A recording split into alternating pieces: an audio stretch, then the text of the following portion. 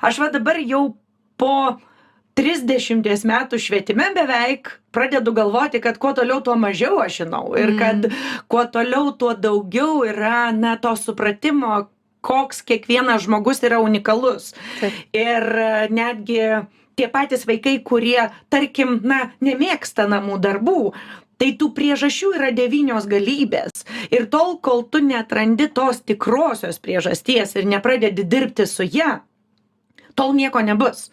Tai čia, įstatyti visus vaikus į tuos pačius rėmus ir po to dyvytis, kad maždaug, o mano vaikas tai čia ruošia namų darbus, tai ką jūs čia blogai darote maždaug, kad jau jūsų vaikas jų neruošia.